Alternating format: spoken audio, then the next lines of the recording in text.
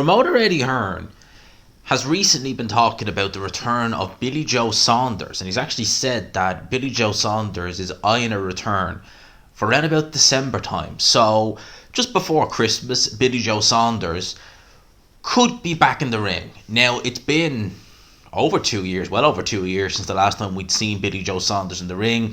In that fight, he obviously quit against Canelo Alvarez in the 8th round. He gave a good account of himself, to be fair. He was in really good shape for that fight. He had moments in it, but ultimately, Canelo was just a better guy on the night. Now, post that fight, Billy Joe went silent. Apart from the odd tweet here and there, a few pics of him looking way out of shape, for the most part, we didn't really hear much of Billy Joe Saunders. And interestingly, when Tyson Fury fought Dillian Whyte, I don't recall him being there, nor do I recall him being at the Derek Chisora fight. Certainly, if he was there, he wasn't showing on camera. He wasn't with Team Fury in their entourage, which he normally is. So Billy Joe has been quiet. Now, there was a few murmurs about summertime last year that he was eyeing a return with Dominic Ingle. Right, Dominic Ingle, who he trained with in the past, and Billy Joe was gone from plenty of different trainer. I mean, it was Mark Tibbs, then it was Adam Boot, then it was Dominic Ingle, then it was Ben Davis, and then it was back to Dominic Ingle, then it was back to Mark Tibbs, and then all over the place, right? But he probably did his best work, it's fair to say, with Dominic Ingle. Certainly was in the best shape. But then there was the Sheffield Star, I think was the name of the paper, who last year reported that Billy Joe was actually retired. So it's been a lot of this and that and hearsay about Billy Joe and what's going to be happening next. But Eddie Hearn seems to be fairly confident that he's going to be back in the ring sometime in December. Now, you would have to imagine if he's going to fight in December, it won't be against anybody decent. He's been out of the ring for over 2 years now. God knows how much he was weighing at his heaviest. He may be in training now, but at his heaviest, God knows how much he was weighing. I mean, heavy. And, how old is Billy Joe now? Geez, how old is he? He's going to be in his early to mid-30s. Out of the ring for 2 years. He's always blown up in between fights. He's never really had a punishing career in the ring. Never really took much damage in the ring. But he's always, the blowing up in between fights, the drinking, the other things he's into. That's going to age you. It's going to age a fighter prematurely. There's no two ways about it. That will happen.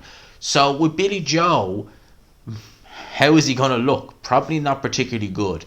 He's probably not going to go in there with anybody particularly good, and God knows what weight it's going to be at, because Billy Joe, even when he was a middleweight, would have non-title fights to be over 180 pounds. Not because he was, cutting a lot of weight and stuff. He was just out of shape. So God knows what weight it's going to be at, what weight he's going to campaign at in his comeback. Now, the interesting thing is here, is it seems like he's going to go back with Eddie Hearn.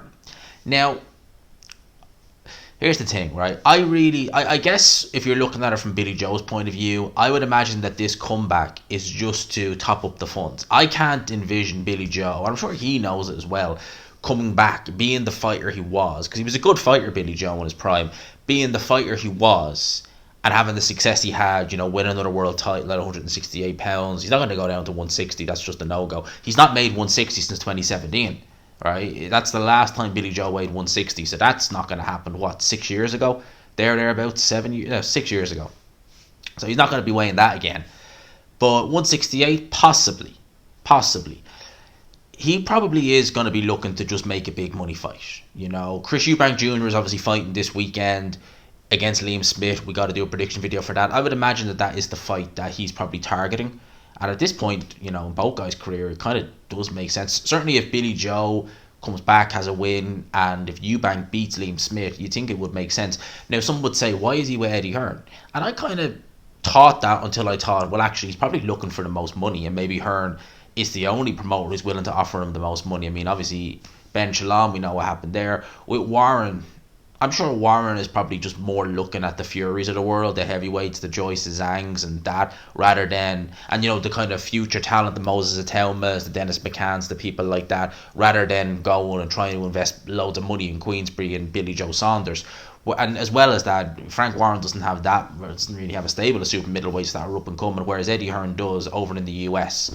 Could look to match Billy Joe against Berlanga, or his name escapes me. He's on an upcoming card and he's really talented, but I can't think of the guy's name. But that guy, you know who I'm talking about. I cannot think of his name, but he's really talented super middleweight. Eddie Hearn has. That's gone. It's gone. But oh god, that's annoying. No, it's gone. But anyway, you know who I'm talking about. And that's probably what Eddie Hearn is thinking. Will I just take an L on a show to get, Berlanga a good win, or to get the other guy a good win? Something like, I reckon that's probably the thinking with Eddie Hearn. And for Billy Joe, I reckon it's just coming back to top up the funds. I can't envision Billy Joe coming back even having a quarter of what he had, and having a third of what he had. Billy Joe at his best, some would say, was David Lemieux in 2017, and the style of Lemieux definitely helped Billy Joe look the best. But probably aesthetically, I don't think I've ever seen him as good. Maybe against Canelo, but other than that, I've never seen him looking as good. It's been 2 years out of the ring. A lot of abuse to the body in terms of weight, drinking, etc. He ain't going to be anywhere near as good as he once was. So that's my thoughts on that. Billy Joe back in December against probably a lower level opponent, maybe an 8-10 rounder, probably a 10 rounder, not a full 12. And then next year, I'd be looking to do Eubank if Eubank beats Liam Smith if I was Billy Joe, because there's beef there, there's needle there. You might have a chance. There, because I don't think Eubank is close to his best anymore either.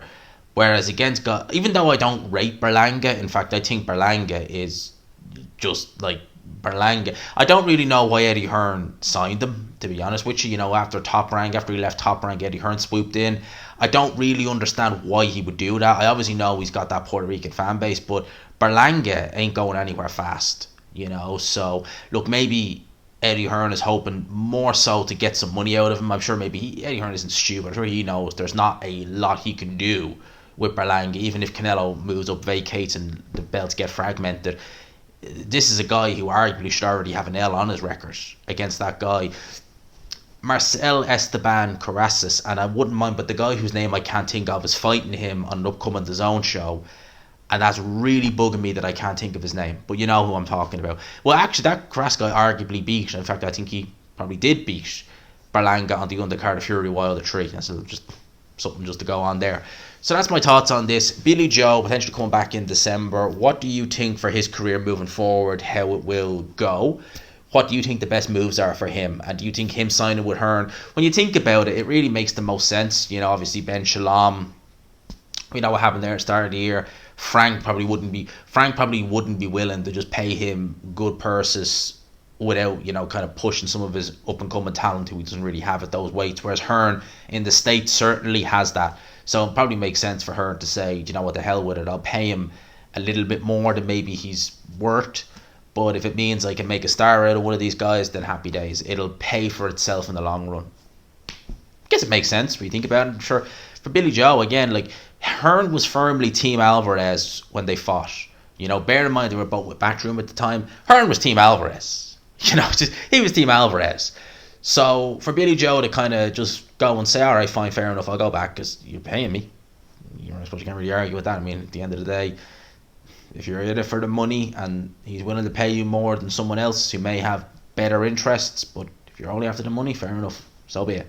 That's my thoughts on this. Let me know yours in the comments below. Hope you enjoyed the video, people. Smash the like button if you could. Hit subscribe, of course, if you haven't already. For now, lads and lassies, I'll leave it there. Peace.